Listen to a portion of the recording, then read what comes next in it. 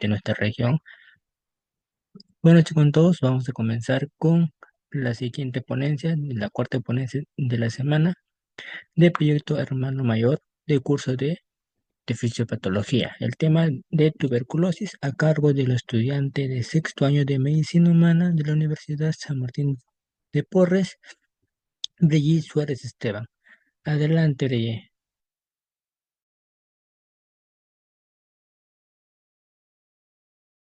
¿Qué tal? Muy buenas noches con todos ustedes. Muchas gracias por esta invitación. La verdad me siento bastante halagada porque me parece es mi primera ponencia con la Universidad Nacional de Santa, con Socemuns. Así que estoy, la verdad, bastante contenta de poder apoyarlos con este tema de tuberculosis. Y para hacer un preámbulo a cómo yo dicto mis ponencias, primero comentarles que yo soy estudiante, como ustedes, pero que quizá tengo de repente un poquito más de experiencia y de repente un poquito más de conocimiento, pero todavía no lo sé todo. El conocimiento que les voy a tratar de transmitir hoy día es en base a esquemas, en base a dibujitos que a mí me gusta usar para estudiar y que es, creo yo, la mejor forma de aprender, no leyendo un texto de 1000 palabras que al final se nos va a ir de la mente porque la mente es frágil, sino de con dibujitos, con esquemas, tratar de contar como si fuese una historia la enfermedad, el diagnóstico, el tratamiento para poder recordarlo para siempre. Algo más que les quiero comentar es que esta presentación del día de hoy yo la tengo colgada en una página que se llama Udocs, que les voy a presentar igual al final de qué se trata un poco más esta página. Es donde comparto todos mis apuntes, todos mis esquemas. Es gratuito, no tienen que pagar nada, cero.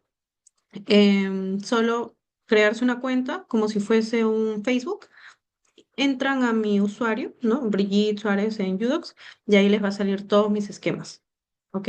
Ya para descargarlos sí tienen que tener una serie de puntos, pero para tener puntos no tienen que pagar, es subir ustedes también documentos. Les agradecería que me apoyen nada más de esta forma. Así que ya mucha palabrería, los estoy aburriendo. Comenzamos. Un momento.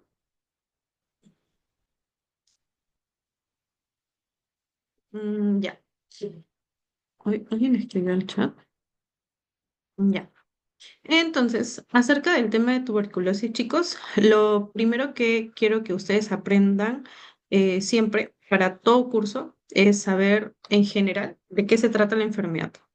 Tuberculosis es la infección por micobacterium, por micobacterias, ¿ok? Pero existen muchas micobacterias. Por ejemplo, están Mycobacterium bovis y Mycobacterium tuberculoso o Mycobacterium tuberculosis.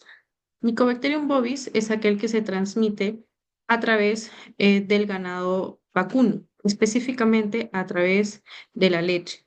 Entonces, por ejemplo, estas bacterias que están en la leche del ganado vacuno, nosotras las podemos ingerir, ¿no? Porque la leche se distribuye ampliamente, pero lamentablemente es la leche que no ha tenido un proceso de pasteurización, no ha tenido un proceso de modificación y no ha pasado por este proceso de matar estas bacterias. Por lo tanto, si una persona ingiere esta leche sin haber sido procesada, estas bacterias llamadas Mycobacterium bovis pueden llegar a nuestro intestino y generar lesión. Es un tipo de micobacteria. Hay otro tipo de micobacteria, que es el de Mycobacterium tuberculosis, que es el que nosotros más conocemos por generar lesión pulmonar, porque esta bacteria no ingresa a nuestro cuerpo a través de los alimentos, como es la leche de la vaca de Mycobacterium bovis, sino que ingresa a nuestras vías respiratorias porque están purulando en el aire y se transmiten de vía aérea a vía aérea, ¿no? Entonces, ¿qué es este micobacterium? Este micobacterium se conoce como bacilo de Koch. Ustedes ya lo saben por su descubridor. Y las micobacterias son bacterias especiales. Como ustedes sabrán, hay bacterias gram positivas y hay bacterias gram negativas, de acuerdo a la tinción que éstas adquieran, que es la tinción gram, ¿no? Que es esta tinción de moradito, de acuerdo a al grosor de la pared de estas bacterias, ¿no? Entonces, las micobacterias son unas bacterias un tanto especiales que no las vamos a diferenciar porque sean gram positivas, gram negativas, sino que vamos a necesitar una tinción especial, que es la tinción Sil-Nielsen, para recién resaltarlas, como estamos viendo acá. Estas bacterias se llaman bacilos porque tienen justamente la forma de bacilos, de bastones. Hay otro grupo de bacterias que son las que tienen la forma de cocos, como un coquito, ¿no? Forma circular.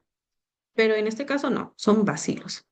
Estas bacterias se caracterizan porque su pared está cargada de ácidos micólicos, que son estos de acá.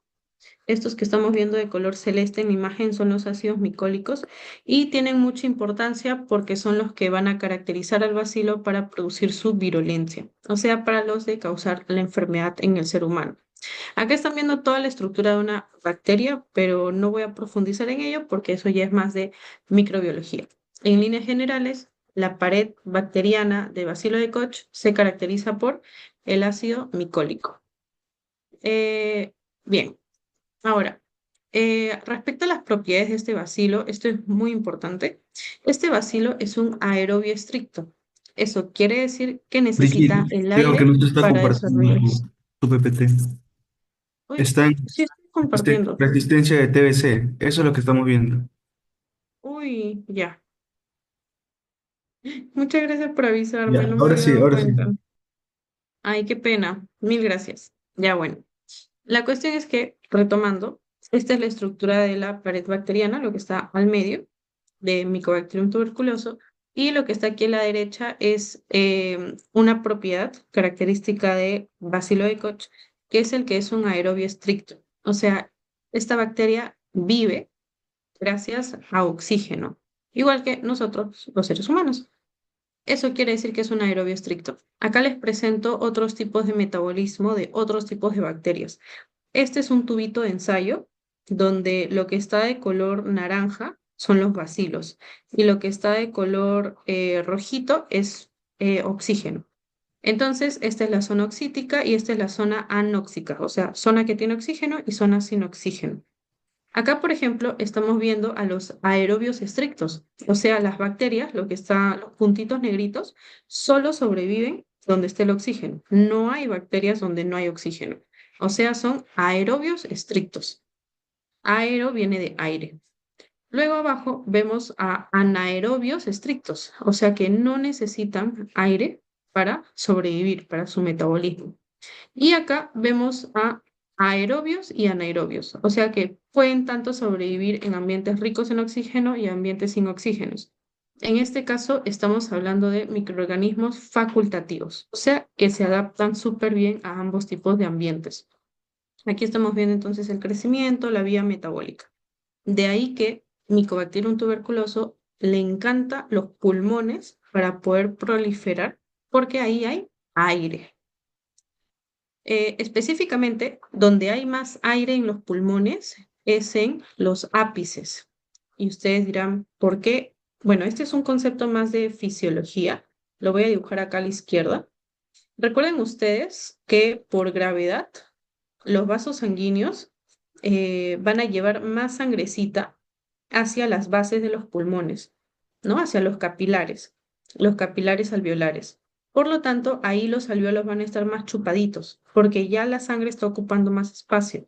En cambio, en los ápices de los pulmones, como ahí la sangre va a llegar a duras penas, poquita sangre, entonces los alveolos van a poder expandirse e insuflarse mejor. Entonces, ¿qué zona de mi pulmón está más oxigenada? El ápice. ¿Y qué zona de mi pulmón está menos oxigenada? Las bases. Entonces, ¿dónde se genera la infección primaria, la primoinfección por tuberculosis? En las bases. Y ustedes dirán, Brigitte, me has reseteado el Windows, no entiendo. Mycobacterium es un aerobio, ¿por qué la primera infección va a ser en la base? Resulta que Mycobacterium es un microorganismo de crecimiento muy lento. Es decir, a las justas va a multiplicarse una vez después de muchas horas o incluso dos veces después de muchos días. ¿Ok? Entonces, como su crecimiento es muy lento, al principio no necesita mucho oxígeno para proliferar. Entonces, en la primoinfección, puede vivir tranquilamente en las bases, porque ahí hay poquito oxígeno, necesita poquito oxígeno. Pero ¿qué pasa cuando ya Mycobacterium continúa la infección después de eh, años? ¿No? Ya cuando es una infección que va progresando, ya les voy dando pistas de la fisiopatología de Mycobacterium tuberculoso. Ahí es que Mycobacterium dice, este oxígeno de la base no me alcanza para vivir. Nos vamos a ir al ápice, donde hay una buena cantidad de oxígeno. Entonces, así es como ocurre la migración de Mycobacterium de la base al ápice y por eso es que en los exámenes de e-salud, ENAM, Recientado, la pregunta más frecuente es, ¿la primoinfección de tuberculosis dónde es más frecuente? La infección secundaria o la infección progresiva pulmonar de Mycobacterium, ¿dónde se produce? Ah, ápice, así, ¿ya? En base a eso vienen las preguntas, ya les he explicado un por qué. Así que ahora vamos a ver este esquema. Quiero borrar esto de acá. Pasa que me sale acá el del Zoom, pero no sé cómo borrarlo. Ya. Vamos a ver en este gran esquema la fisiopatología, comenzando por la parte de la izquierda, que son los factores de riesgo a la infección por Mycobacterium tuberculosis, porque Mycobacterium puede estar purulando en el ambiente, particularmente en el Perú, es que Mycobacterium es endémico, o sea, lo vamos a encontrar absolutamente en todo el Perú. Hay algunas regiones más que otras, por ejemplo, en la selva, por ejemplo, en el mismo Lima hay distritos con mayor densidad, con mayor prevalencia de infecciones por tuberculoso. ¿Y cuáles son los factores de riesgo? Bueno, el ser médico es el principal, sobre todo ser médico de hospitales en los que haya alta prevalencia de Mycobacterium, obviamente. Ponerse la mascarilla siempre, así vayas a hacer un simple procedimiento, solo a saludar, siempre anden con su mascarilla en el hospital. Ser profesor, porque los alumnitos tienen contacto pues continuo con familiares, amigos, entonces siempre por ahí vienen las infecciones, por el contacto que se tenga con alguien que tiene tuberculosis. Luego, el riesgo ocupacional quiere decir que en el lugar en el que yo laboro, pues hay alto riesgo de tuberculosis, que es el ser médico, el vivir o el trabajar en lugares hacinados como grandes oficinas que no tengan buena ventilación. El hacinamiento se refiere a personas que no tengan buen cuidado de su casa, que vivan en lugares hacinados, sin buena ventilación, etcétera. Y luego está la inmunosupresión. A Mycobacterium tuberculoso le encanta sobrevivir en personas cuyo sistema inmune esté apagado. Y vamos a hablar un poquito más del sistema inmune, pero para recordarles, y un tip, ustedes siempre tienen que fijar para el hospital, y esto siempre les preguntan los doctores del hospital, es ¿cómo yo sé que una persona tiene su sistema inmune suprimido? Bueno, hay varias formas por las que uno lo puede ver. Si bien es cierto, uno puede decir, un sistema inmune suprimido, ah, ya, tengo que tener linfocitos bajos, neutrófilos bajos, o sea, células inmunitarias que estén disminuidas. Sí, pero recuerden que para que estas células inmunitarias funcionen, necesitan proteínas.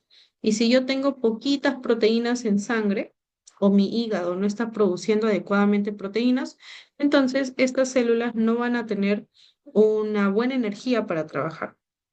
Por lo tanto, la malnutrición en la que hay bajas proteínas, específicamente una proteína muy importante que es la albúmina, ¿no? La hipoproteinemia o la hipoalbuminuria me produce malnutrición, que me produce inmunosupresión, que me produce riesgo de Mycobacterium tuberculosis.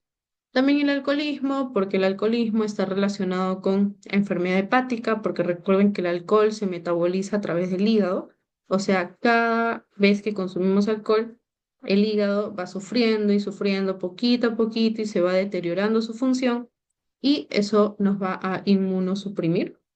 Entonces, con estos factores de riesgo, vemos cómo Mycobacterium tuberculoso está ingresando a nuestras vías aéreas. ¿Qué pasa cuando Mycobacterium ingresa a las vías aéreas y llega a las bases? Porque recuerden que ahí hay menos oxigenación, porque los alvéolos están chupaditos, porque los capilares predominan, ¿no? Por la gravedad. Mycobacterium va a buscar ser lisado, va a buscar ser fagocitado por macrófagos, ¿no? Los macrófagos son células fagocíticas.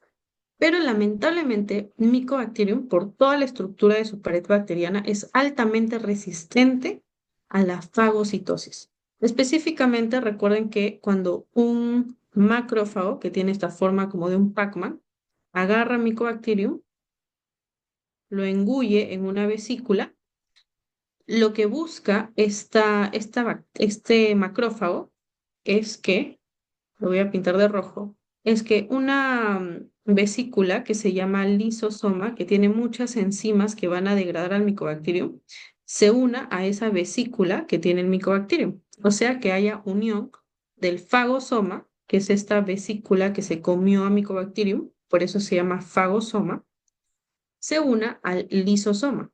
A eso se le llama complejo fago-lisosoma, ¿no? Unión fago-lisosoma. Pero resulta que para nuestra mala suerte, Mycobacterium impide esa unión entre el fagosoma y el lisosoma. Por lo tanto, nunca estas enzimas del lisosoma van a llegar a lisar, matar a Mycobacterium. Por eso es resistente a la unión del fago-lisosoma. Y eso hace que las bacterias, perdón, que los macrófagos se unan entre sí tratando de hacerse más grandes para matar a Mycobacterium. Es como si ustedes se imaginaran a un monstruo, un monstruo que está generando, no sé, muchos destrozos y que este monstruo para ser más y más fuerte no sé, comienza a crecer y crecer mucho más. Ya, igual.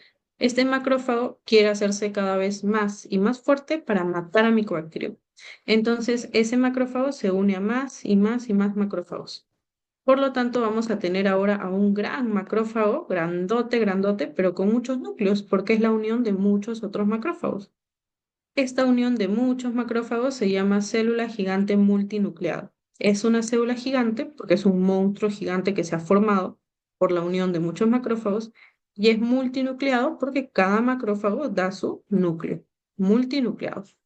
También alrededor vamos a tener linfocitos y los linfocitos son atraídos por estos macrófagos gracias a la citosina interferón gamma.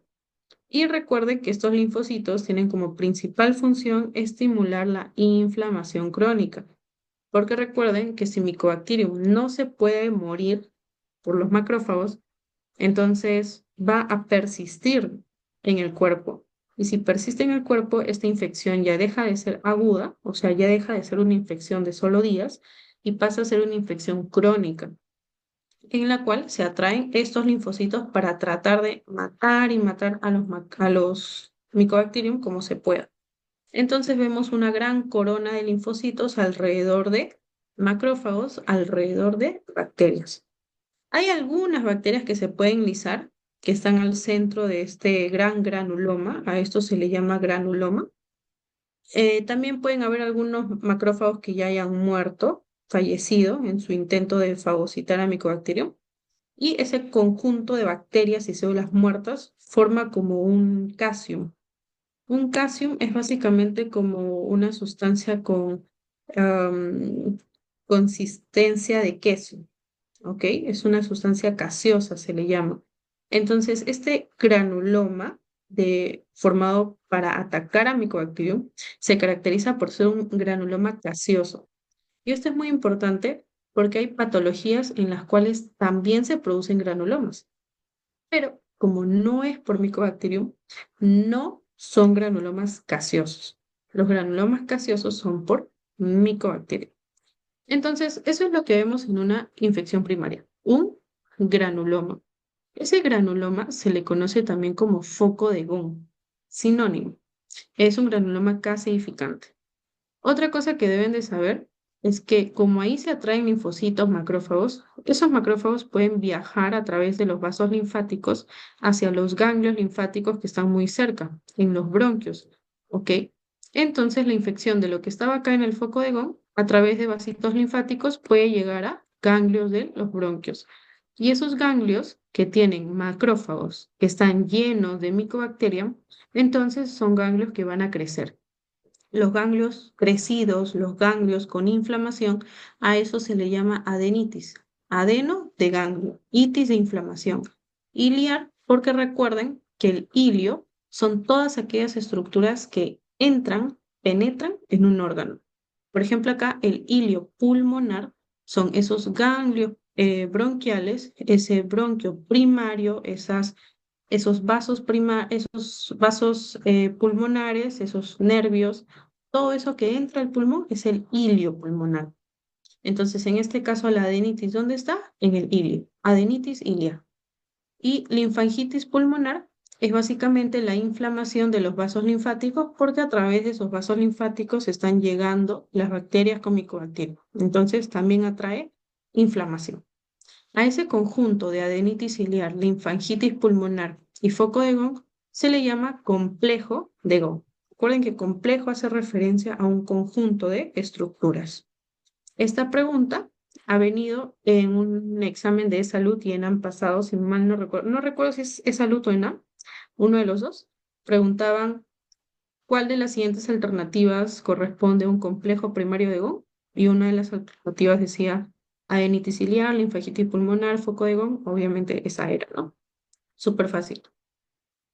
Bien, entonces voy a borrar todos mis garabatos y esta es la infección llamada infección primaria, porque es la primoinfección, o sea, lo primero que ocurre, y se conoce como infección primaria activa cuando obviamente está generando síntomas en el paciente, ¿no? La tos, esto, la multiplicación de las bacterias, la formación de los granulomas, etcétera.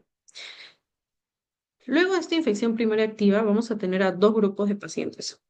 Al grupo de pacientes que tiene la posibilidad de eliminar esta infección y al grupo de pacientes que lamentablemente por estar muy inmunosuprimidos, esa infección va a ganar al organismo y se va a diseminar por todo el cuerpo, no solo por todo el pulmón, sino también esa infección a través de los vasos linfáticos puede llegar a órganos extrapulmonares.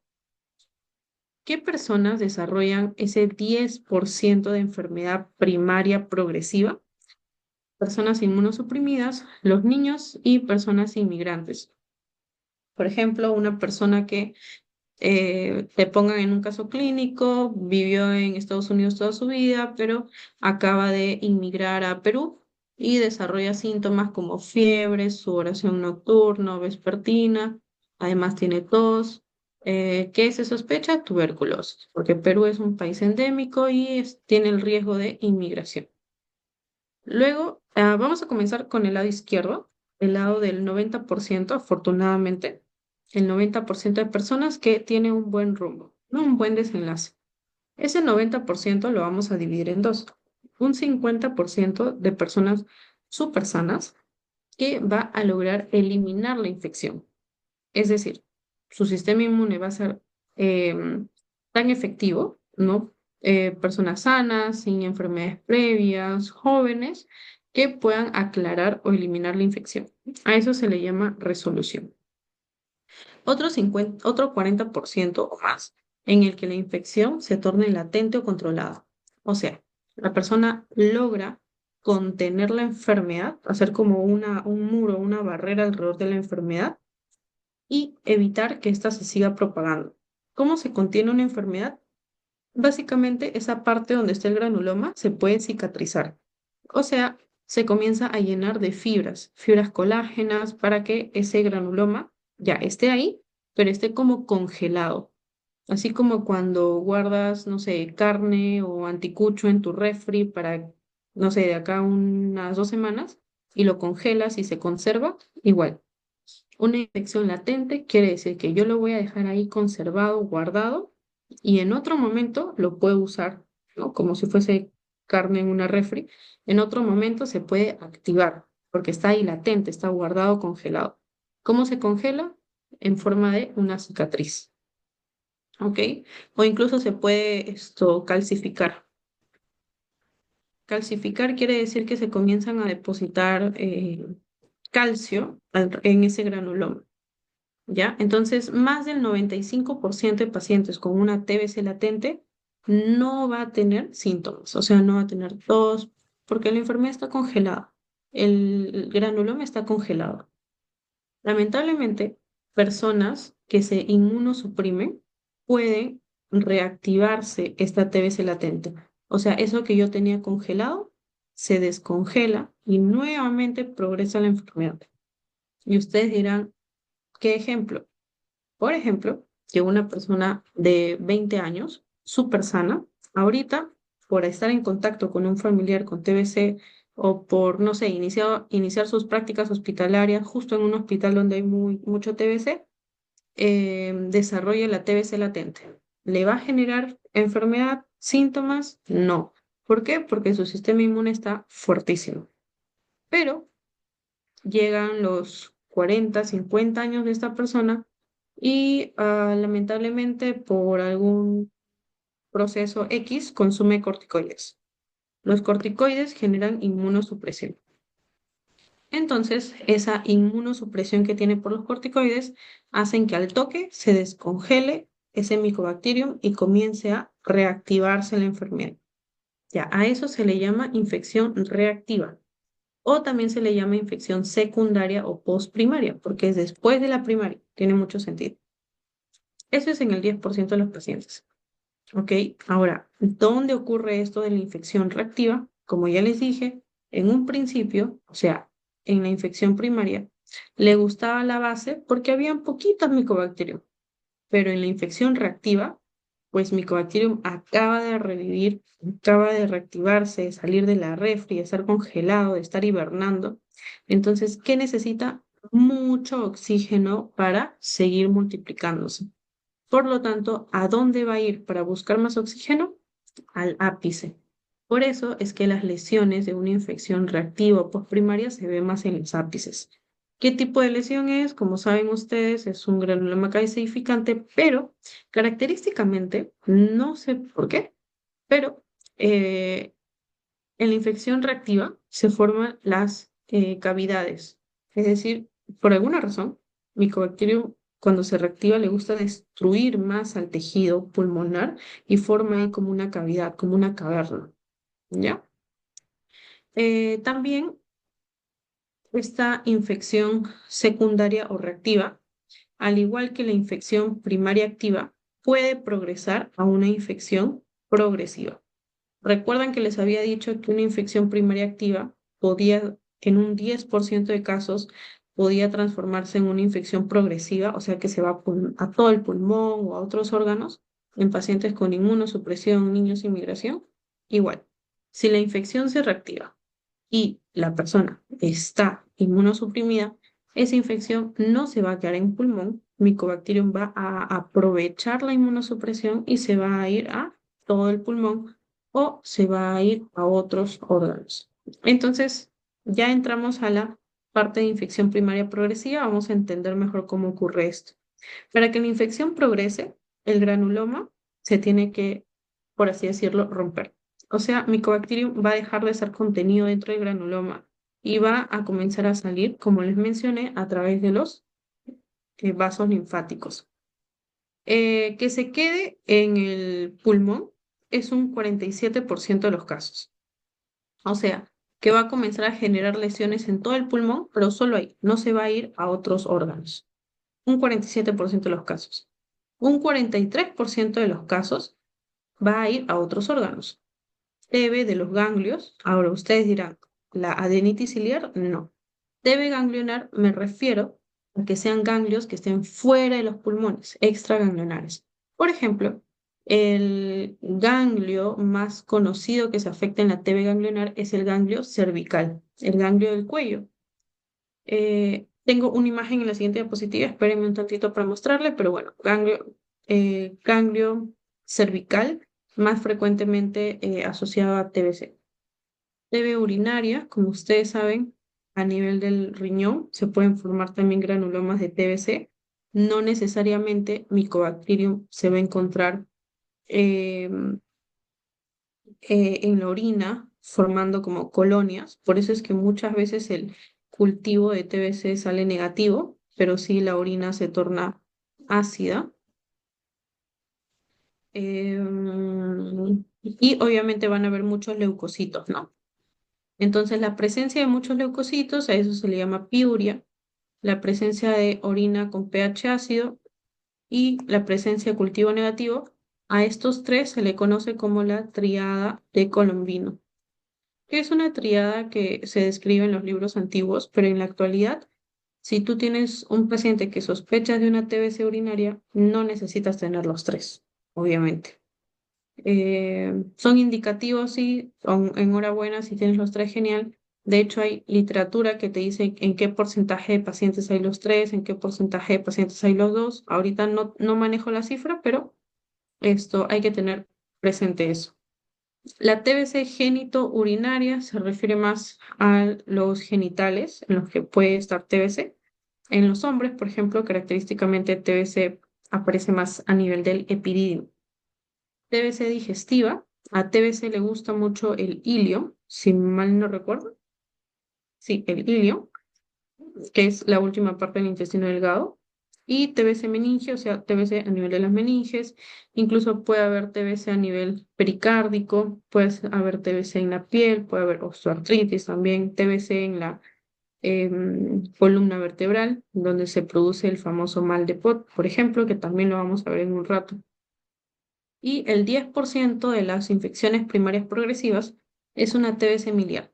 O sea, es una TBC que no solo es ganglionar, que no solo es pulmonar, que no solo es urinaria, que no solo es genitourinaria, sino es una TBC que abarca múltiples lesiones en pulmones más múltiples lesiones en otros órganos. Eso es una TBC miliar. Ya. Entonces, ahora vamos a ver algunas manifestaciones, las más frecuentes de TBC extraganglionar. No vamos a ver todas. Vamos a comenzar con la TBC perdón, esto está mal. Debería decir TBC extrapulmonar. La más frecuente es la TBC ganglionar, ¿ok? Como ves acá, 25% de los casos o más, y la localización más frecuente es en los ganglios de la región supraclavicular y cervical. O sea, si esta es la clavícula, este es la parte superior de la clavícula, acá voy a encontrar un ganglio muy agrandado, un ganglio lleno de Mycobacterium tuberculoso con mayor posibilidad. Ojo, puede ser un ganglio de la ingle, puede ser un ganglio de la axila. Sí, chévere, te tocó, viste ese caso, pero lo más frecuente es esto. ¿Cómo se caracteriza esta lesión? Como ven, a simple vista la imagen es una lesión abultada, ¿no? Es una lesión a nivel de supraclavicular, que además es una lesión eritematosa, o sea, se nota que hay inflamación alrededor, vasodilatación, la zona puede estar caliente, la persona no siente dolor. Es una lesión que la persona dice, ah, sí, este bultito lo tengo ya un mes, 2 meses, pero no pasa nada, no me duele, no tengo fiebre, tranquilo. Ah, pero el problema con este bultito es que recuerden ustedes que cuando hay una infección dentro de nuestro cuerpo, y sobre todo si esta infección genera secreción, por ejemplo, genera pus, esta infección por algún lado donde salir, ¿no? Por ejemplo, los granitos del acné que tienen pus, que cuando están a punto de reventar, como se dice, se ve muy blanquito en la parte superficial, ya. En algún momento tú lo tienes que presionar para que salga esa pus. Imagínate que no lo presionaras y que se quedara ahí la pus, todo creciendo, creciendo, creciendo. Va a buscar por dónde salir igual. Entonces, como ven acá, en esta imagen de la parte inferior, acá se agravó tanto la infección, ya Mycobacterium se multiplicó tanto y este ganglio creció tanto que de alguna manera tuvo que comunicarse con la piel para formar un caminito. A ese caminito se le llama fístula para drenar o para salir por ahí toda la secreción, ¿no? Entonces hacen una biopsia de esta lesión y lo que observan ahí de color moradito, esos son los bacilos de Koch. ¿No? A esta lesión característica a nivel cervical se le conoce como escrófula, ¿no? una TBC ganglionar cervical. La característica de esta escrófula es que presenta el empeoramiento paradójico. El empeoramiento paradójico quiere decir que si yo sé que mi paciente tiene TBC, pues ¿qué le doy? Antituberculosos. O sea, medicamentos que vamos a ver en un rato que matan a la tuberculosis. Pero, curiosamente, cuando yo doy antituberculosos para una escrófula, esta escrófula empeora.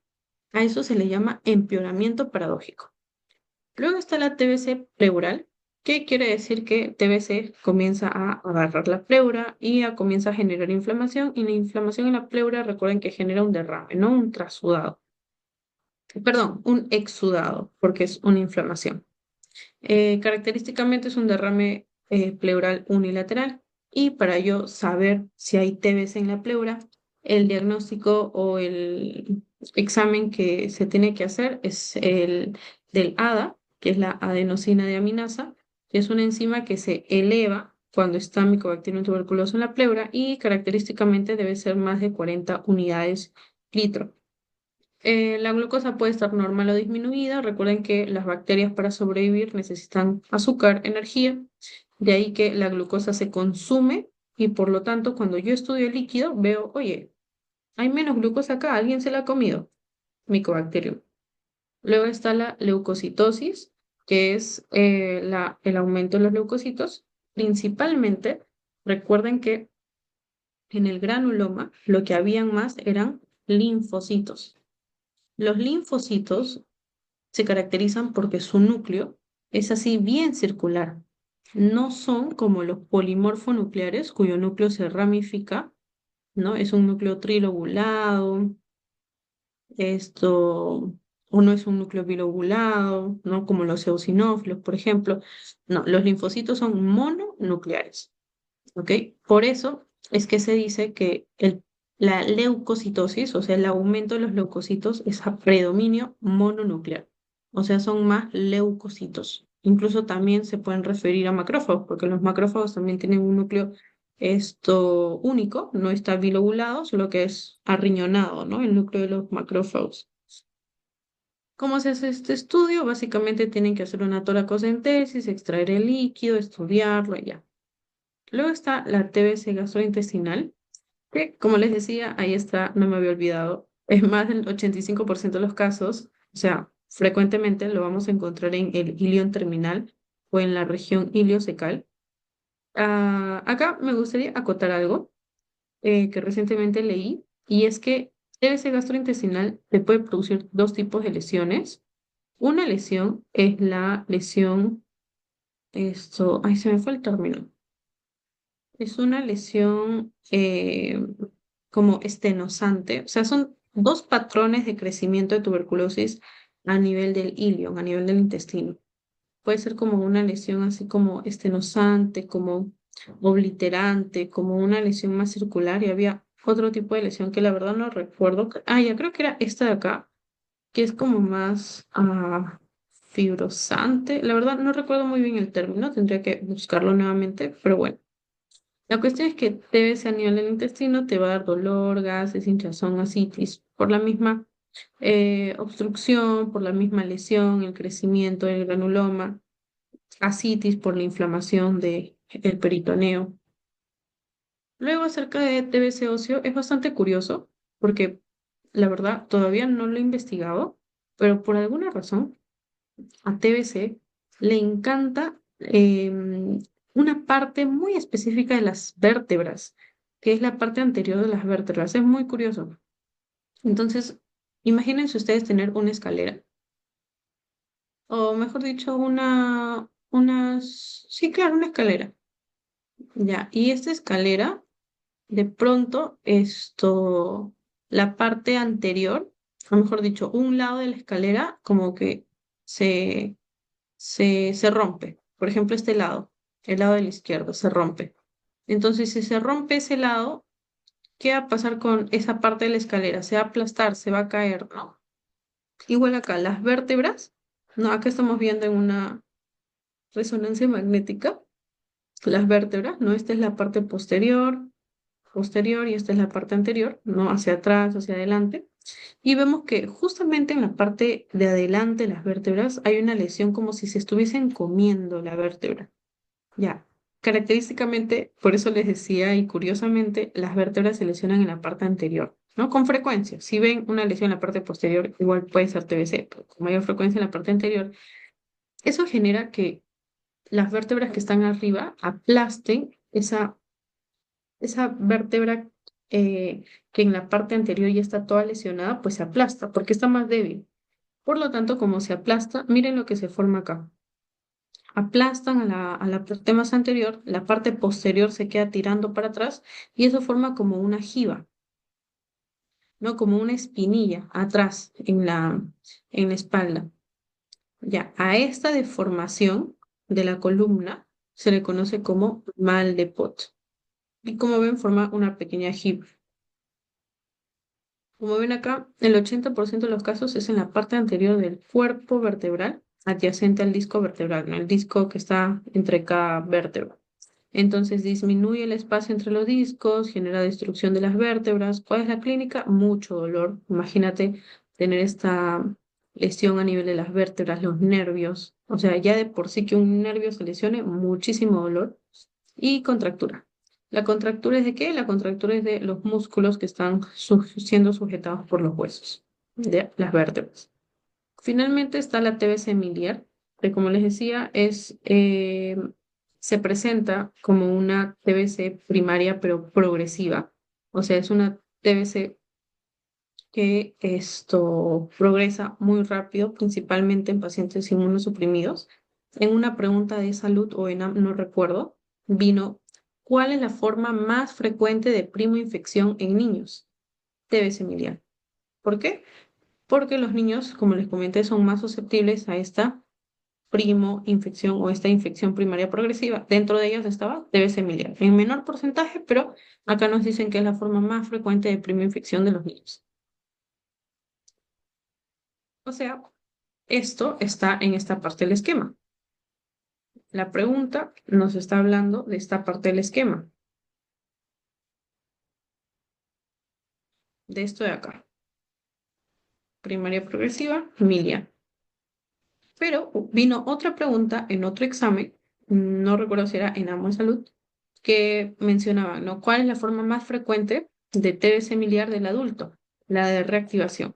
O sea, un adulto, lo más frecuente no es que la primaria activa se torne en primaria progresiva y de primaria progresiva sea miliar. Eso es en los niños, sino que en el adulto lo más frecuente es que de primaria activa pase a una latente, de una latente luego se reactive a una postprimaria reactiva y de la postprimaria reactiva pase a una progresiva y de esa progresiva lo más frecuente sea el miliar. O sea, la TBC miliar, la forma más frecuente de primoinfección en niños, pero en los adultos es a través de la vía de la reactivación. Entonces, característicamente, para yo decir que sea TBC miliar, como les mencioné, debía tener múltiples lesiones a nivel del pulmón, ¿no? Micronódulos en ambos pulmones en la radiografía de tórax. Chicos, entonces hasta ahí quisiera saber si se entendió todo acerca de la fisiopatología antes de continuar con el diagnóstico, o hasta ahí está todo claro. Por favor, si pudieran responder al chat.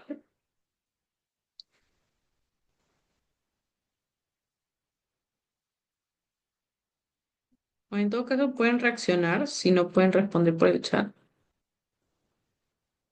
Por ahí dicen todo claro.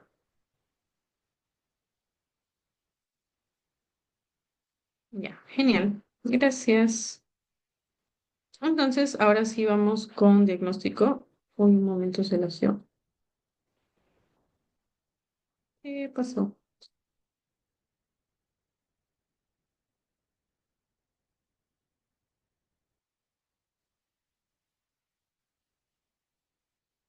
Ay, ya, ahora sí. Ya. Entonces, respecto al diagnóstico, les presento como nuevamente el esquema, pero ahora en blanco y negro, porque lo que nos interesa más es cómo vamos a hacer el diagnóstico. Hay estos métodos de acá que son los que más van a ver en los hospitales, que son el PPD o IGRA, la vaciloscopía y el cultivo. Perdón. PPD quiere decir la prueba de la tuberculina, que no recuerdo el nombre completo de esta prueba. Aquí está. La prueba cutánea del derivado proteico purificado, o también llamado prueba de tuberculina o test de lo vamos a hablar en un momento. ¿De qué se trata?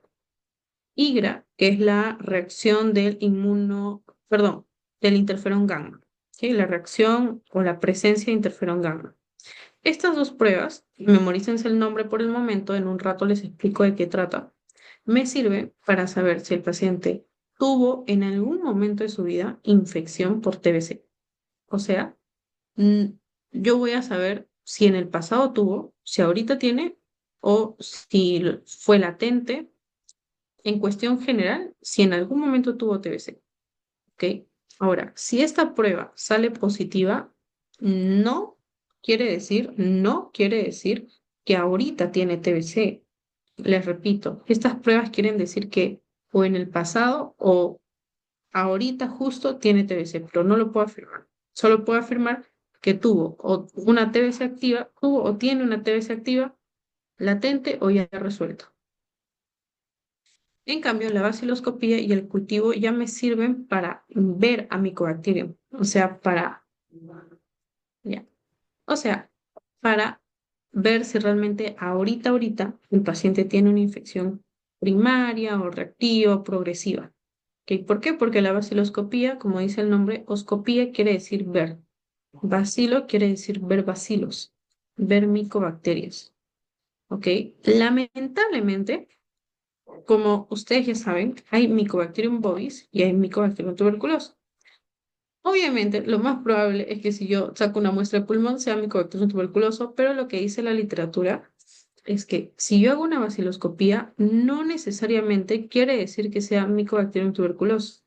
Puede ser Mycobacterium bovis, porque ambas son micobacterias, observan como micobacterias en la vaciloscopía. Pero pues sabemos que en nuestro medio lo más frecuente es Mycobacterium tuberculosis, así que lo asumen como tal. El cultivo es lo más sensible para decir que es Mycobacterium tuberculosis. ¿Por qué? Porque el cultivo es específico para Mycobacterium tuberculosis. O sea, si ahí crece algo, ten por seguro que es Mycobacterium tuberculosis. ¿Ya? Entonces, ¿cuándo se usa el PPD o IGRA? Cuando, por ejemplo, un paciente ahorita no tiene síntomas y yo lo quiero contratar en mi centro de labores, ¿no? Que se hace en muchos centros laborales.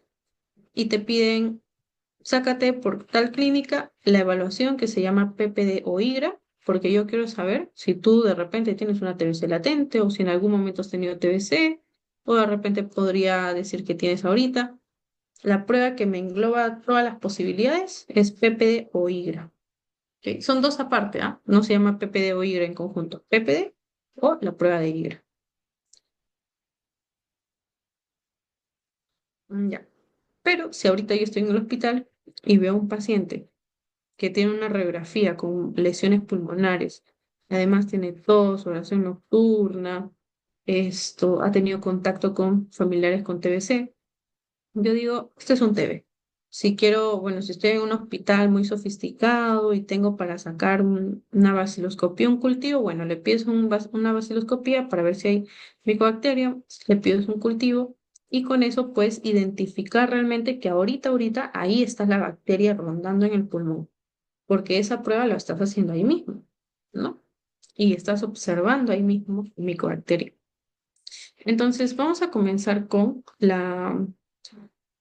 para observar o para ver si el paciente ha tenido en algún momento TBC, o sea, si la TBC es latente, que es el PPD y el IGRA, ¿no? IGRA, y aquí está el nombre completo.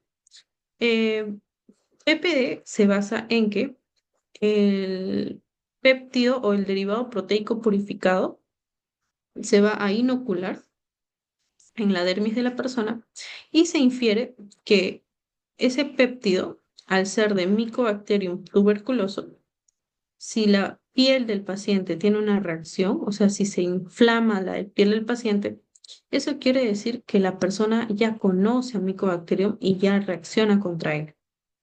Es como que yo les diga, mm, viene, perdón, ahorita, no sé, veo a alguien y no, como no lo conozco, no lo saludo, supongamos. Pero en otro contexto veo, no sé, a mi amigo de años, a mi pata de años, ¿y qué hago? Pues lo saludo porque lo conozco. Igual acá, si se inyecta Mycobacterium en la dermis y ya el cuerpo se supone que conoce a Mycobacterium porque lo que estamos infiriendo es que esta persona ya tuvo infección por Mycobacterium, o sea, conoce su sistema inmune en Mycobacterium, ¿qué va a hacer? Reaccionar. Por lo tanto, imagínense ustedes que una persona tiene muy poca elevación de Mycobacterium. ¿Qué necesitaría yo para que esa prueba sea positiva? O sea, para que me indique fuertemente que es tuberculosis. Si tiene poquita reacción, ya, entonces yo digo, ok, su sistema inmune puede haber reaccionado poco, pero si esa persona ahorita está expuesta a Mycobacterium o tiene el antecedente de haber tenido Mycobacterium, obviamente es Mycobacterium tuberculoso lo que tiene. Perdóneme. Luego está mayor elevación. ¿Esto cómo se mide? Por debajo de los 10 milímetros, de 10 a 15 milímetros y mayor a 15 milímetros. Ahorita no recuerdo exactamente los parámetros que te dicen si tiene elevación de 5 a 9 milímetros, qué parámetros debo considerar para decir que es TBC, pero eran cuatro aproximadamente. Recuerdo que uno era el haber tenido contacto, el haber tenido el tener una radiografía positiva para lesiones compatibles con TBC, si mal no recuerdo. Me parece que infección por VIH también. ¿Por qué el VIH? Porque recuerden que el VIH te inmunosuprime y eso te hace más susceptible a infección por TBC. Entonces, eso es lo que pueden ver. En cambio, imagínense ustedes que la elevación es mucho mayor. ¿En qué personas yo necesitaría una elevación mayor a 15 milímetros para recién decir que es una infección por tuberculosis? Necesitaría entonces que la persona de repente no tenga muchos factores, ¿no?, de riesgo. Am, Porque la elevación es mucho mayor, entonces es evidente que es muy reactivo, ¿no? Entonces, el método con el cual se hace esto, como ya les dije, se inyecta el derivado proteico de la tuberculina en el antebrazo y luego se reexamina el antebrazo en 48 a 72 horas y se observa el tamaño de la lesión, de la reacción. Y como les dije, indica una infección activa o latente o ya resuelta en cualquier momento, no especifica que sea ahorita. El IGRA es básicamente lo mismo, solo que no se basa en la reacción de la piel, sino se basa en medir una sustancia en sangre. Como ven el nombre de la prueba, se llama ensayo de liberación del interferón gamma. O sea, lo que se ve en sangre es el interferón gamma. Entonces yo mido la presencia de interferón gamma en la sangre y si este interferón gamma está aumentado, quiere decir que la persona tiene TBC latente. ¿Por qué? Porque recuerden que el interferón gamma es producido por los macrófagos. ¿Ok? ¿Cuál es la desventaja? Que no se usa mucho por el costo. Luego está la vaciloscopía, el famoso BK. La vaciloscopía se puede hacer de cualquier secreción. Por ejemplo, vaciloscopía, o sea, observación de los bacilos en el esputo, o sea, en la flema de la persona. Vaciloscopía de un granuloma que está en el abdomen, me imagino, de la persona. Vaciloscopía de una lesión genitourinaria. Vaciloscopía de una lesión en la pleura, en el pericardio. En cualquier localización, yo agarro la muestra. Si observo bajo el microscopio los bacilos, a eso lo llamo vaciloscopía.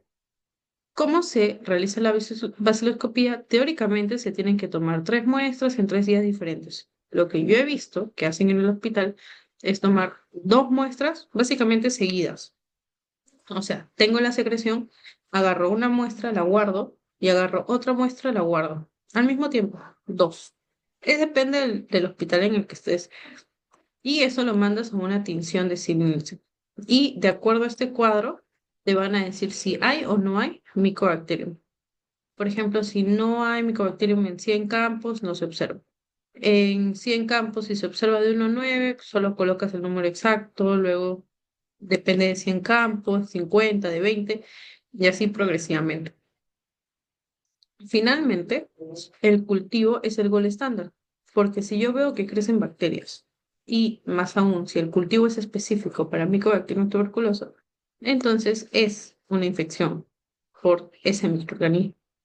Por lo tanto, es la prueba más sensible para decir, ok, si ha crecido acá Mycobacterium, eso quiere decir que hay una infección ahorita, o sea, es una infección activa. ¿Cuál es el cultivo? Es el de Lowenstein-Janssen. Y recuerden que hay cultivo líquido y hay cultivo sólido. Y en este cultivo lo que debemos observar es el crecimiento como migajas de pan. Luego, en el tratamiento, esto es lo que ustedes pueden ver, que antes de ir al tratamiento, hasta ahí, chicos, ¿ha quedado todo claro con los que están presentes?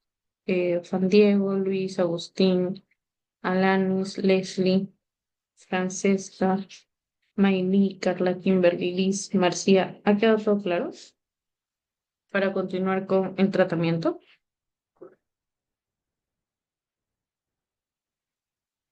Ya. Bueno, igual hay muchas cosas más por desglosar acá. Les estoy dando como un panorama general, porque hablar de tuberculosis en 1 hora y media, imposible. Pero bueno, estoy intentando darles como los conceptos más importantes de exámenes y así. Ahora, respecto al tratamiento, aquí igual, les he colocado el mismo esquema y les he colocado como posits de dónde va cada cosa. Por ejemplo, ustedes pensarán que si un paciente tiene TBC congelado, latente, no debería dar un tratamiento. Sí y no. Si TBC está congelado o latente, lo que debo dar es una profilaxis. O sea, es un tratamiento para prevenir que la enfermedad progrese a una reactivación.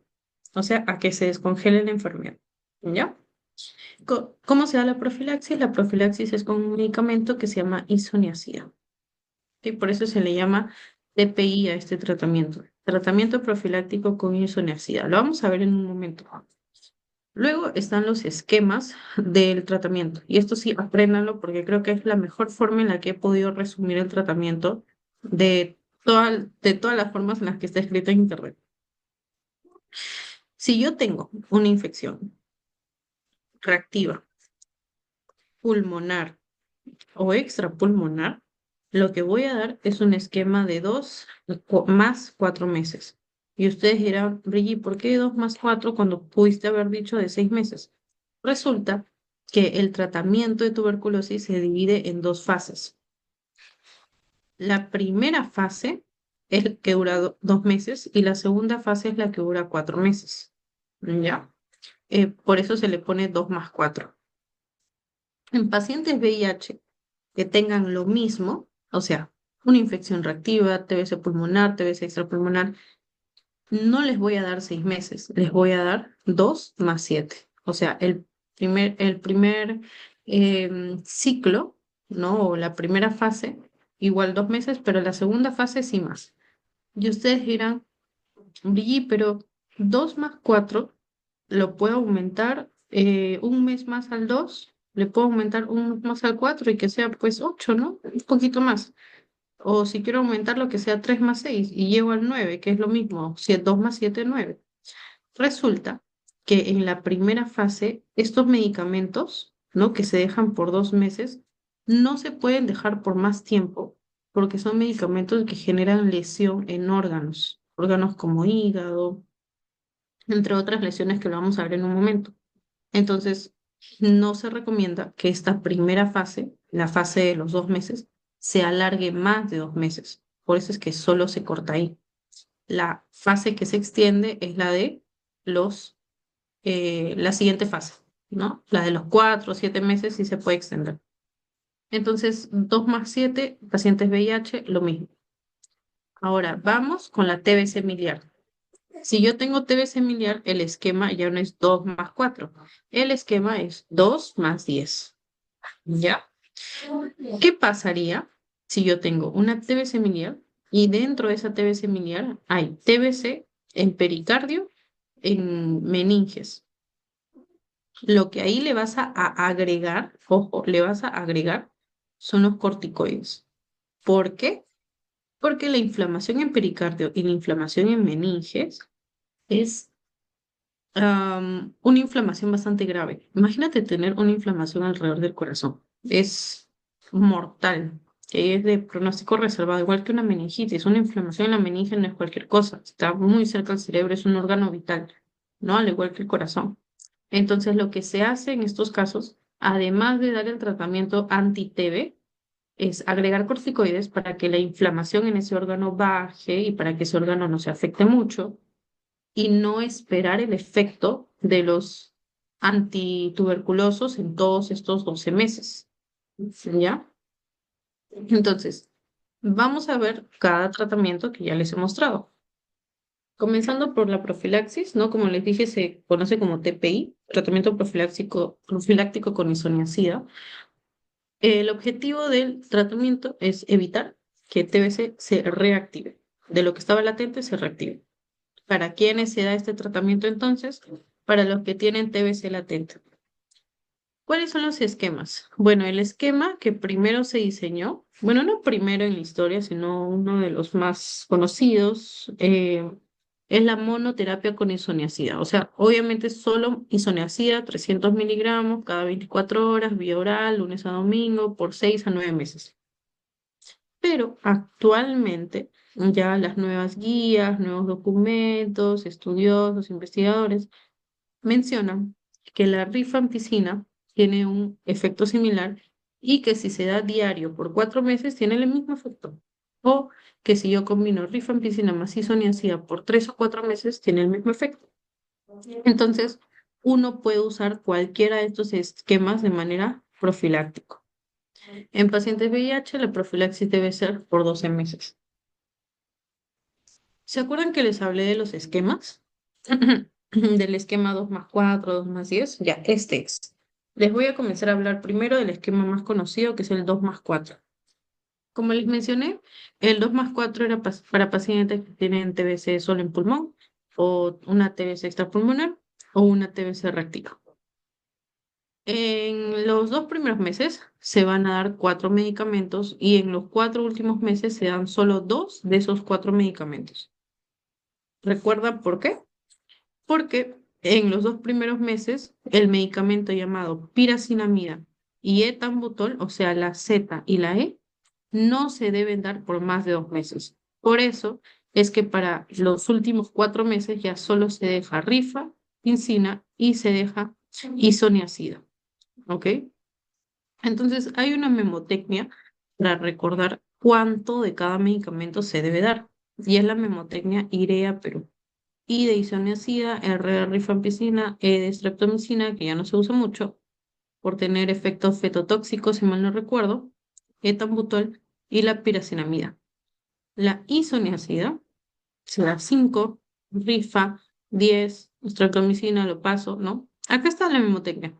Extiendo mi mano, iré a Perú.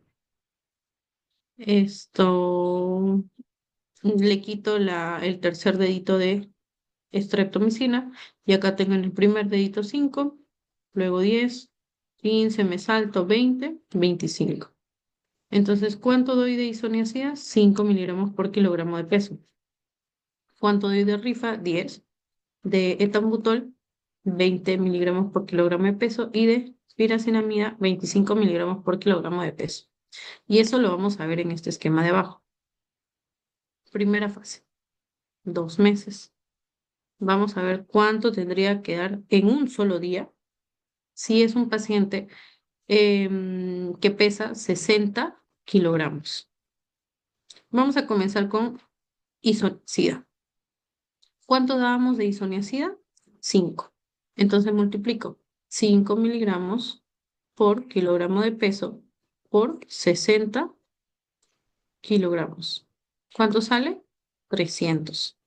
¿Cuánto le tengo que dar de isoniazida a un paciente con 60 kilogramos? 300 miligramos.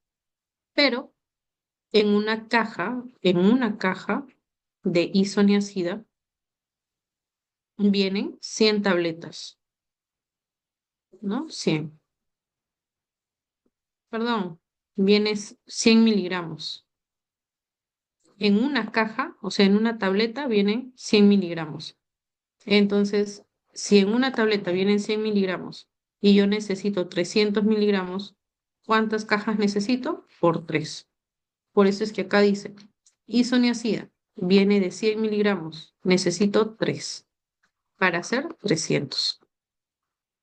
Vamos con rifampicina. Rifampicina necesito 10.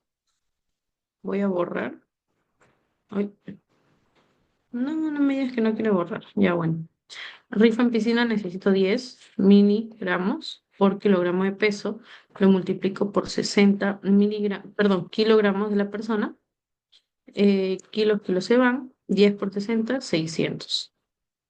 Necesito 600 miligramos. Pero la cápsula de rifampicina viene 300. Si en una cápsula tengo 300 y necesita esta persona 600 miligramos, a ella le doy 2, porque 300 más 300 me hace 600. Y así van a hacer la multiplicación por cada uno y les va a salir lo mismo. Esa es en la primera fase con los 4 medicamentos. En la segunda fase es lo mismo, solo por los 2 medicamentos que no son tan tóxicos y que los puedo seguir usando, rifa e isoniazida. ¿Cuál era el esquema de TBC miliar, sistema nervioso? ¿No? El que vimos, el que era este de acá, ¿no? El esquema en TBC miliar era 2 más, ya no 4, sino 10. Como ven acá, 2, 10. Y los corticoides, si es una pericarditis, si es una meningitis. ¿Y se acuerdan cuando vimos que tenía VIH? Le agregamos no 2 más 4, sino 2 más 7. ¿No? Es súper fácil si se memorizan un poco este algoritmo. Repito, no los van a encontrar así en muchos libros porque no hacen esquemas. A mí sí me gusta ponerlo en esquemas para resumirlo todo. Entonces, chicos, hasta ahí quisiera saber si se ha entendido todo o hay algo que tenga que aclarar antes de ir a la última parte de medicamentos.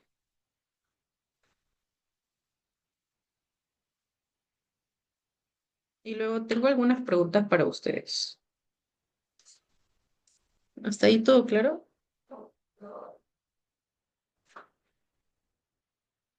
Ya, ya, gracias. Entonces ya la parte final de esta clase, a ver, déjenme ver cuánto tiempo hemos estado acá, que siempre suelo explayarme mucho. Ah, sí, yo creo que 1 hora está bien. Ya, bueno, ya terminamos.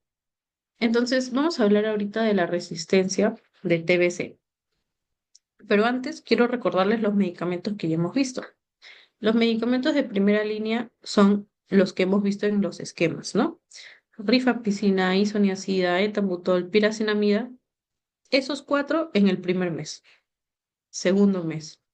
Pero etambutol, piracinamida, por ahí que me comienzan a hacer daño en mis órganos y lo doy más de 2 meses, entonces lo corto los 2 meses y los siguientes 4 meses sigo dando solo isoniazida y rifampicina. Ujú. Ya. Esto.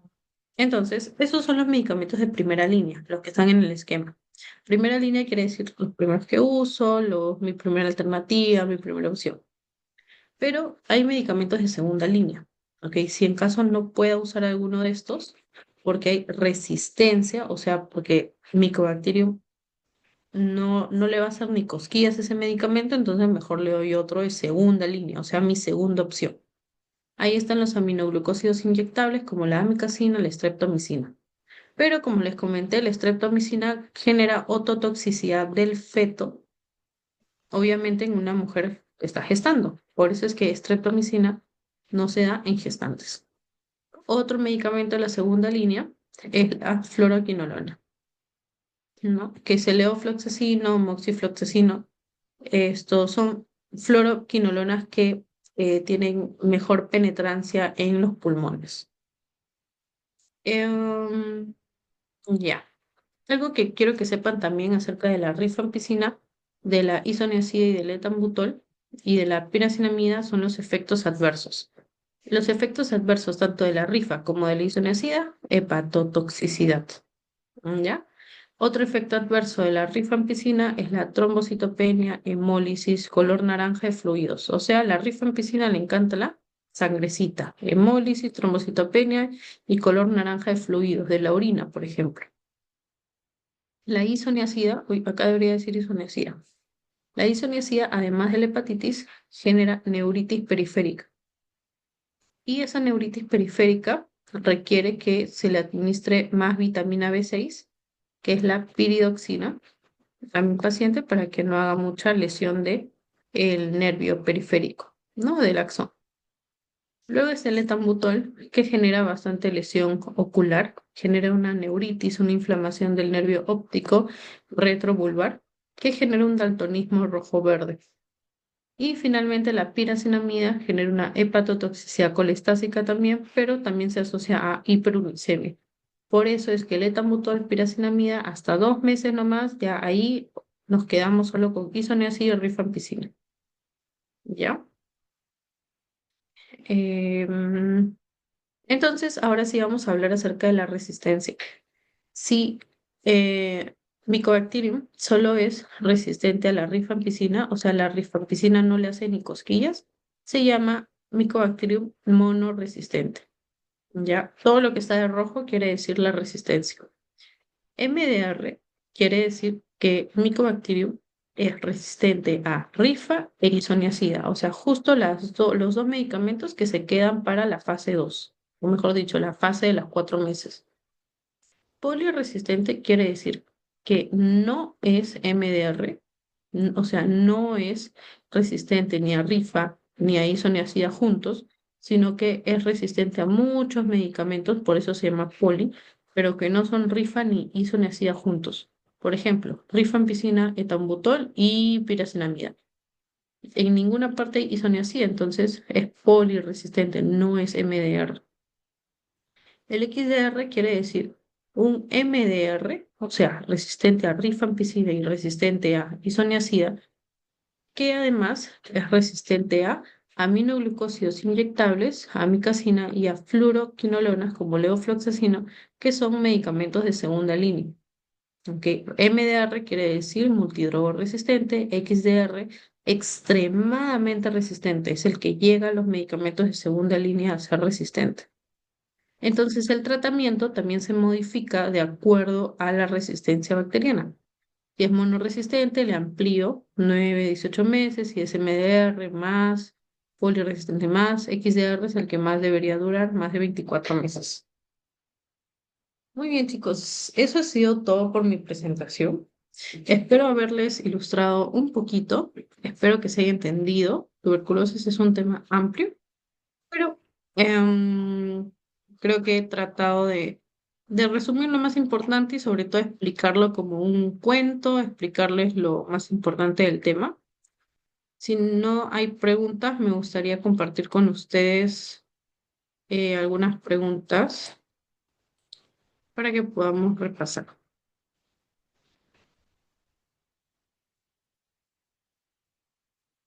Mm.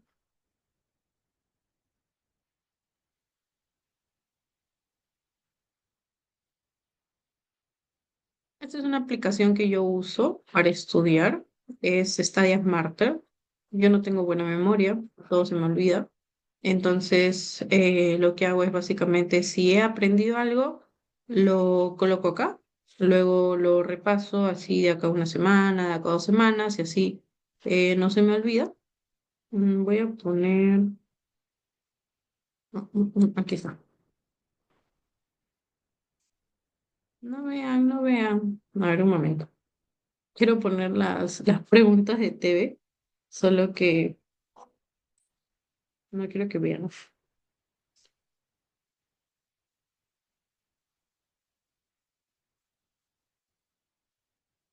Ya, ya está.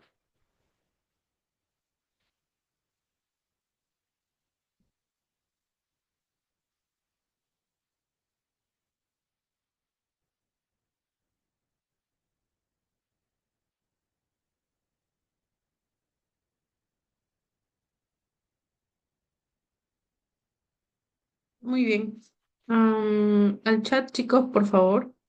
¿Quién me podría decir acá cuál es la respuesta? El complejo de Kohn es el complejo de Kohn es característico de qué?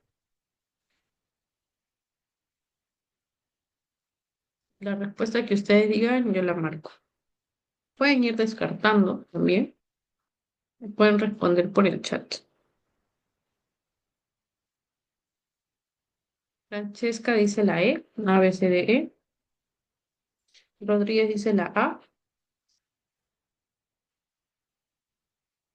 ¿Alguien más? Perdón. Francesca se cambió a Gerardo. ¿Alguien más, chicos, que desee opinar?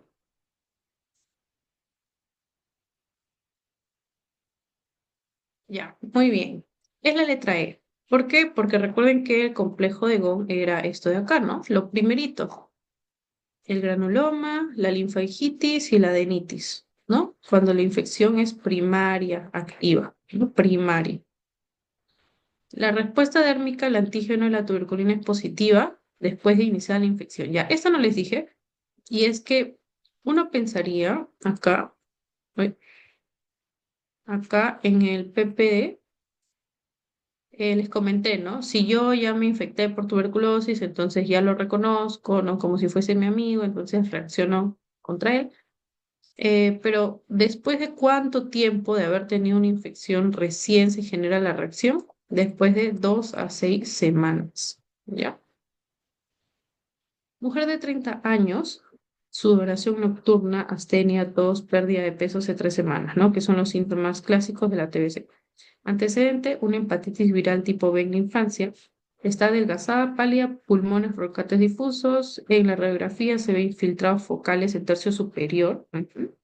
¿Qué exámenes son los más indicados a solicitar antes del tratamiento con tuberculosos? Antituberculosos. ¿Cuál marcarían ustedes? Le van a iniciar 2 meses con 4 medicamentos, con isoniazida, rifampicina, etambutol, piracinamida. Entonces, antes de iniciarle 4 medicamentos, que es mucho, ¿qué examen le harían para saber que, ok, este órgano está bien para iniciarle medicamentos? Muy bien, exactamente. El hígado es el que metaboliza estos medicamentos. El hígado es que se lesiona generalmente por rifa, por isio. Entonces, tengo que ver cómo está la función hepática para ver si ese hígado va a soportar esos medicamentos, ¿no? ¿Cuál es la definición de TBC-XDR, chicos?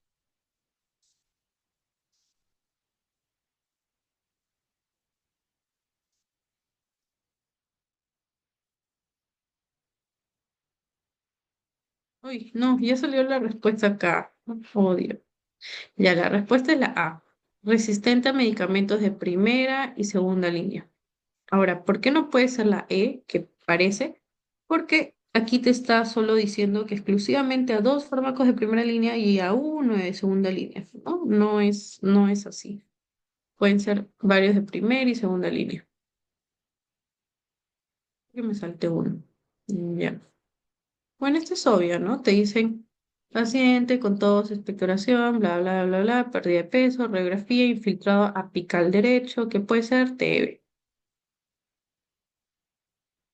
En los niños menores de 2 años con tuberculosis pulmonar primaria, ¿cuál es el hallazgo radiológico más frecuente? A ver, ¿quién le da la respuesta?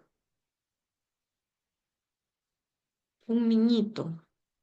¿La infección se va a quedar ahí nomás? ¿O a dónde se va a ir? ¿Cuál sería? Ya, por ahí dicen A. ¿Quién da más? ¿Alguien tiene una idea similar, igual? Por ahí dicen la B. Ya, muy bien. Las respuestas son las adenopatías ciliares o mediastínicas. ¿Por qué? Porque recuerden que en los niñitos la enfermedad se disemina rápidamente a través de los ganglios, ¿no? A través de los adenos, que son los ganglios. Entonces no solo va a estar en el hilio, ¿no? Lo del complejo de Gon, sino también puede llegar a ganglios del mediastino, luego puede ir a ganglios del cuello, se disemina rápidamente en los niñitos. En niños de 10 meses de edad con TBC miliar, ¿cuál de los siguientes estudios serviría para diagnóstico? Si yo quiero decir, ajá, ya, tiene TBC miliar, yo les dije, ¿cuál era el criterio para que sea TBC miliar? O sea, ¿qué tenía que ver? ¿Qué lesión? Y esa lesión entonces, ¿dónde la veo? ¿En una biopsia, en una radiografía, en una vaciloscopía, gamografía, tomografía? ¿Qué es una TBC miliar? Ay,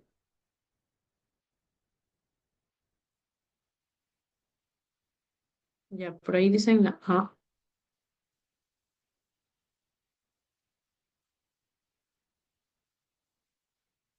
Gerardi dice la A. ¿Alguien más?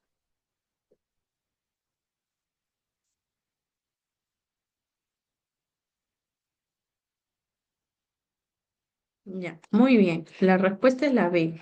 Recuerden que la TBC miliar era esto de acá.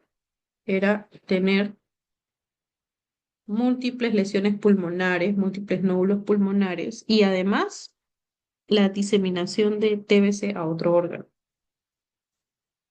Entonces la respuesta es la B, radiografía de tórax. A la tuberculosis MDR se le define como qué, chicos. ¿A qué tiene que ser resistente? Uy, ¿cuál marcaría? Ya nos faltan poquitas preguntas para terminar.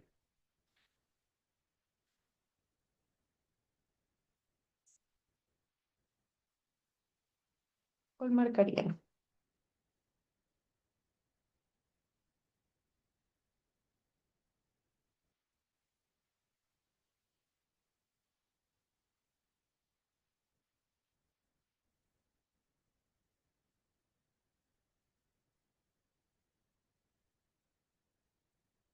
O, no, no cuál marcarían, sino qué responderían, así textualmente.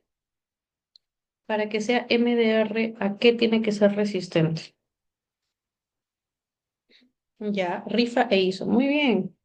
Rifa e isoniazida. ¿No? Justo los dos que se mantienen en la siguiente fase, ¿no? En la fase de los 4 meses. Ya, sé que esto no se ve.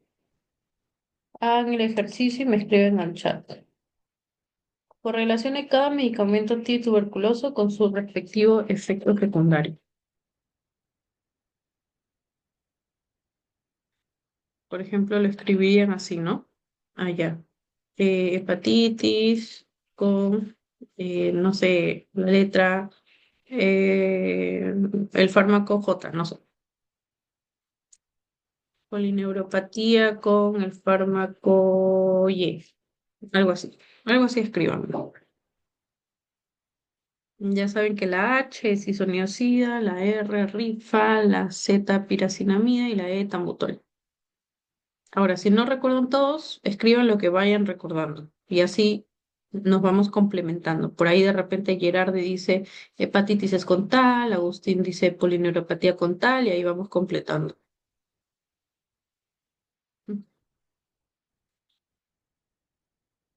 Esa es una pregunta reciente a un médico, por ejemplo, del 2004.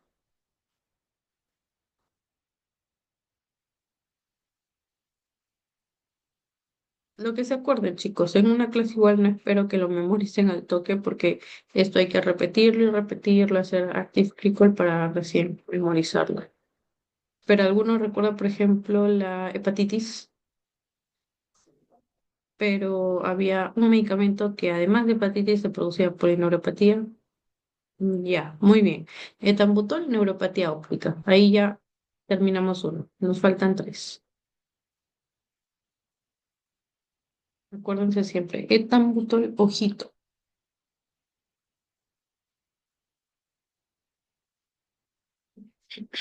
Les doy pistas. Gota es con el de nombre más largo. Y por eso, esos dos medicamentos, etambutol. Etambutol. Y ese otro medicamento ya se dejan de dar en los 2 meses.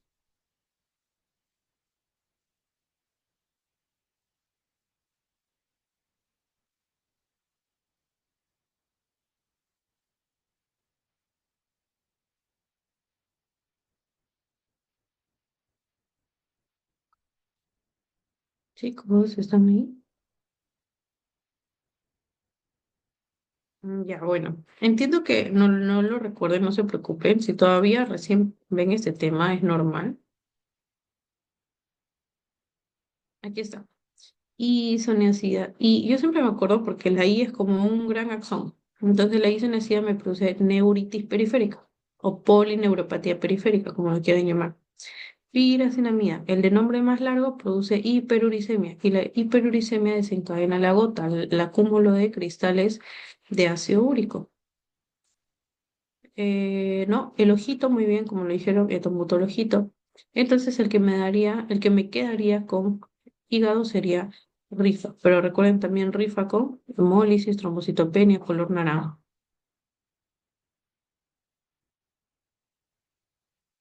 ¿no? Entonces esas eran las asociaciones.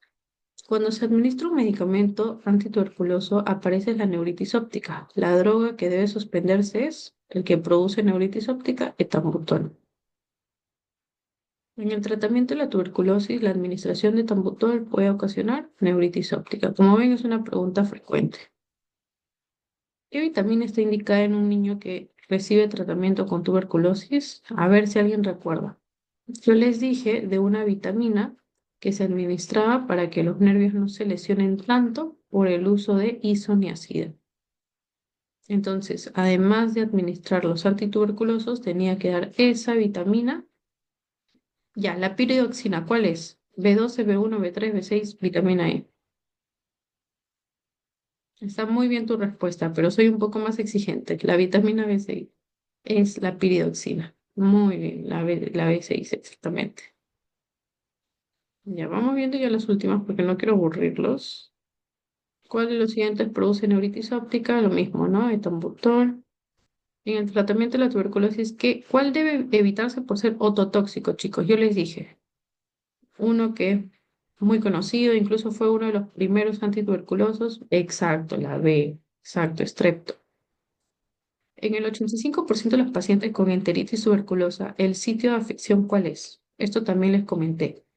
En el intestino, muy bien, la región iliocecal, que tiene dos patrones. No recuerdo los dos patrones, sinceramente. Tendría que buscarlo en mis apuntes. A ver, hay que buscarlo. ¿Para qué perder tiempo? Vamos a ver si por acá creo que tengo mis apuntes de tuberculosis. Ujú. Ya, yo les dije que iba a buscar en fisiopato, lo tengo. A ver, gastro. No, no lo tengo.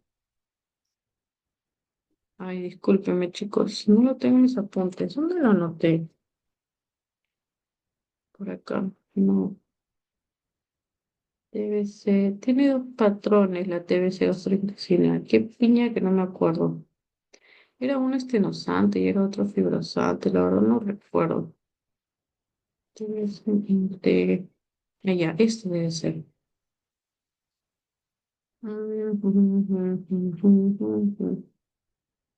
Aquí está, aquí está, aquí está, aquí está, aquí está, aquí está, aquí está. Lesiones ulceradas y lesiones hipertróficas. Dos tipos de TBC intestinal. Tipo ulcerativo, en el que se forma úlcera, sangra, o tipo hiperplásico, que se forma como una lesión que va creciendo como si fuese un tumorcito. Ya. Entonces ahí estaba. ¿Cuál es más frecuente? La ulcerada. Ya. Ahora sí, nunca más me olvido. Entonces sí, es la región iliocecal. ¿Cuál es la localización más frecuente de TBC ganglionar? A ver si se acuerdan. Me voy re feliz.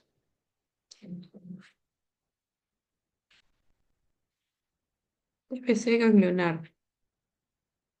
¿Todos están de acuerdo con Gerardi o Gerardi no dio en la respuesta?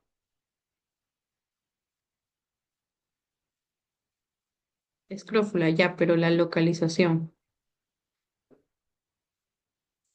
O sea, yo sé dónde se localiza la escrófula, sí, pero quiero saber si ustedes también lo recuerdan. El cuellito, ya, muy bien. Ya, bueno, entonces estas son más y más preguntas, hay como 30 preguntas creo. Fiebre, dolor difuso, líquido asítico, ¿cómo se podría diagnosticar? Bueno, diagnóstico definitivo es ver el Mycobacterium, o sea, sería una biopsia. El ADA te puede indicar que es tuberculosis, pero no es como diagnóstico definitivo. Sí, Gerard, dime. Sí, disculpe una consulta. En cuanto al diagnóstico de TBC con derrame, ¿qué método diagnóstico podríamos usar y por qué? Ya, o sea, en realidad hay varios, pero como te digo, diagnóstico definitivo, ahí sí sería la biopsia, o sea, ver el tejido con micobacterio, con los granulomas, mejor dicho.